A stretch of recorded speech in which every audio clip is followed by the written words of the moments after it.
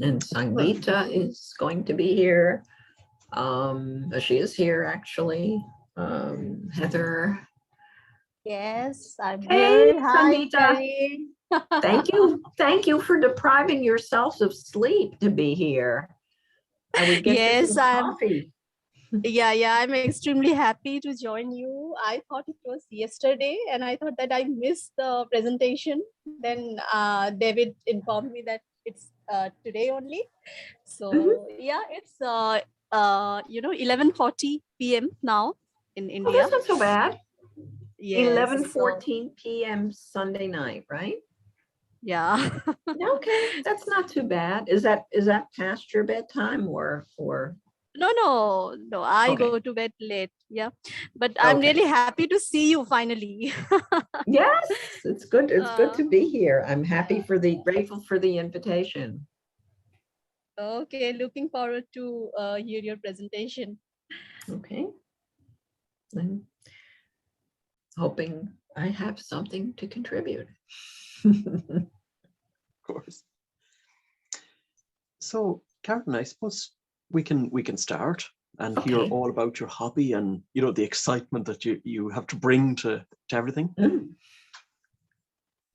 Well, many things. I'm involved in too many things, I think. I take care of animals. I take care of my horse. I teach remotely right now at a university in California. I do editing. Also, I'm doing a lot of things remotely because I don't want to go anywhere. I am editing remotely for the website BuzzFeed, and left daily newspapering, a long career at a New York area daily newspaper. I left about 2.5, almost 3 years ago. So I guess this is what you call lazy retirement, except it's a little less than lazy. I probably should go back to work so that I can relax a little bit. And there's amateur radio, which this year, my goal this year is to realize plan I had for a very, very long time, which is to start operating portable. So that will be my big goal for this year. My goal for last year was to get my CW game on. So I've got my CW now, more or less. And next is to go portable. So we're hoping with the beautiful weather we can accomplish that. And what got you into it in the first place? Pardon? What got you into the hobby in the first place? Oh, how did you get well, into it? this is a bizarre little story. I have an older brother who is an amateur radio operator, and I grew up in a house where when his friends were over, the door to his room would be closed and there would be a sign above the door that said on the air, and it would flash. And I was like, what's going on in there? And they were on the air. They had a radio. They would talk to the world. It was exciting. I remember one year there had been a big earthquake in Italy, and at that time phone patches were very common, and a lot of hams around the world were trying to assist people with relatives in the quake-stricken area to reassure them that their families were okay. So hams were doing some pretty good work there. All of this really intrigued 11-year-old me. And I decided, hey, this is cool. So I started studying. I wanted to be one of those guys too. So I began to study for my license, and I learned a little Morse code, about half of it, I would say, because that was required at the time for the entry level, which was the novice here in the States. And after learning that, I began to study electronics theory, which is the other half. That's the other part of the test. And then one day I'm studying my electronics theory, and a little light bulb went off in my head. And I said, I'm a 12-year-old girl.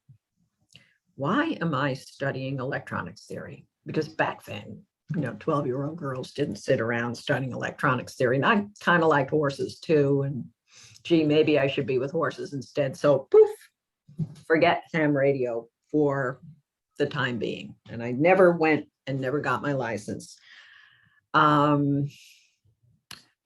always had an interest in radio, though, in the interim, in school, in college. Of course, I was involved in radio station. I worked for a time writing for radio, mainly commercials and doing commercial production. I liked radio, basically, but it was always on my radar. Then we had an event here a couple of years back called Superstorm Sandy. And that pretty much devastated the northeastern US. People were without power. People were without a lot of things.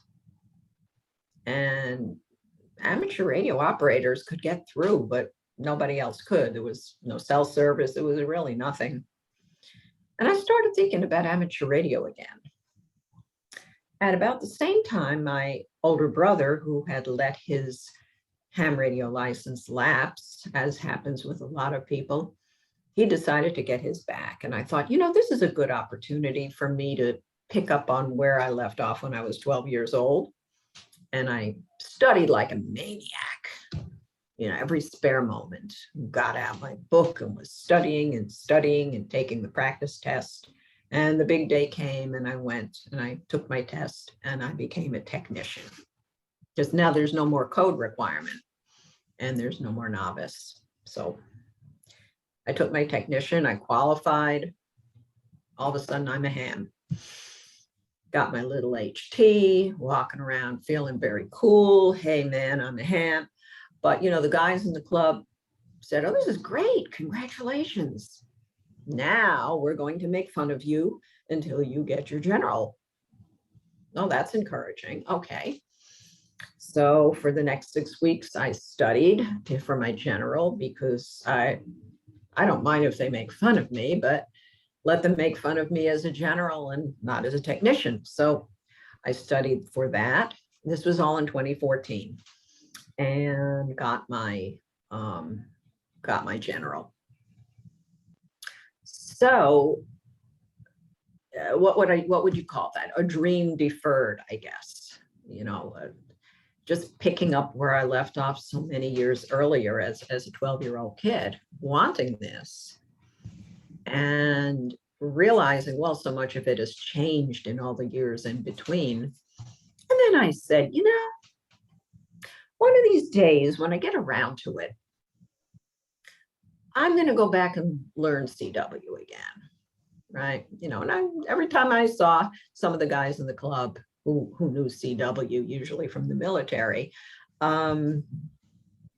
they would say, hey, how you doing with that CW? It's like, yeah, I'll get around to it. And one of the older fellows gave me a gift of a very old military, a J38 straight Kate, gave it to me. And it's like, oh, thank you so much. This is great. And I go home and I'm looking at it. It's like, well, I don't know how to use this thing, but it's a nice gift. Okay. And it just looked at me every day. Guilt. Somebody's given you this beautiful gift of a fine old military key, and you don't know CW. Shame on you. He has hopes for you, and you keep saying you're going to learn CW, and this key is a reminder that you have not kept your promise. So fast forward 2 more years. And the Long Island CW Club president, a man named Howard, comes to me and he says, hey, we're starting up a bunch of lessons for YLs and CW. And I hear you're interested in learning CW and you haven't quite gotten around to it. What do you think? And I'm like, okay, this is a message from above here. somebody's calling me on my bluff about CW. What is, I said to him, because I had to be a little bit of a wise guy, because I had to be a wise guy. I said, Howard, what is CW for YLs? Is it any different than CW for OMs? I mean, why do you, but he felt that YLs might be more comfortable learning if guys weren't around. It's like, well, okay, look, it's a new effort on your part. I support the club. I will join the club and I will take the class. And it was great. It was wonderful. I think it was a good beginning for me because I got to meet so many other YLs who are learning CW and develop some friendships there. But I'm pretty much in the mainstream now, attending classes with YLs and OMs, and it sort of doesn't matter. It didn't really matter to me anyway. My CW is not impressive. I will tell you that. It's accurate. I can copy a little, you know, here and there. You know, I'm like most people, I can send more easily than I can copy. But I'm doing it. So my journey took me not just to fulfill the long ago promise to get my license, but thanks to a couple of people, they reminded me of that promise to myself, which was to learn CW, which I really love. I love CW. So that takes us up to the present day, when I'm now trying to fulfill a promise to myself to get on the air portable in the woods, because on a gorgeous day like today, the last place I want to be is indoors. I want to be out among the trees, the animals. I'll probably have to bring a lot of critter food with me if I'm out operating in the woods. 'Cause I know they're going to climb all over me.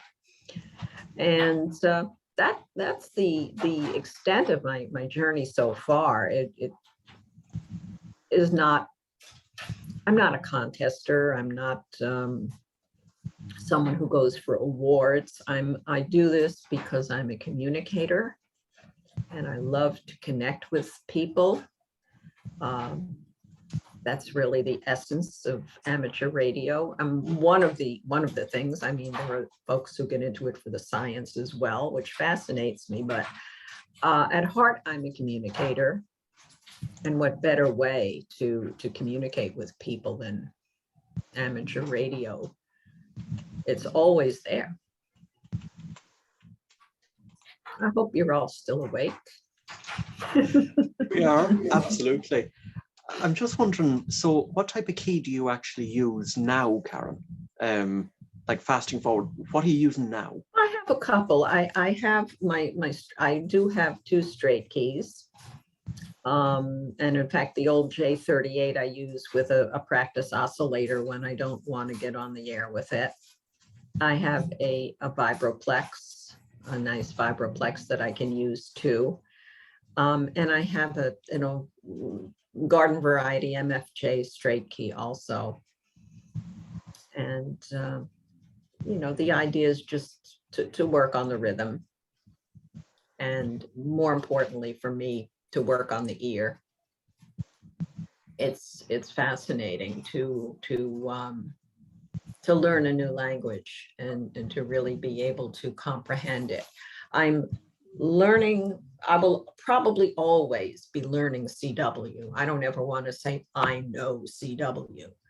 I mean, I do, I know the letters, I know the numbers, I can do a QSO, I'm okay with that. I the sweaty palms, you can see I did some this morning, my palms are not sweaty anymore. So for me, it's like learning a new language, and I'm learning CW. I will always be learning CW. I'm learning at the same time a foreign language.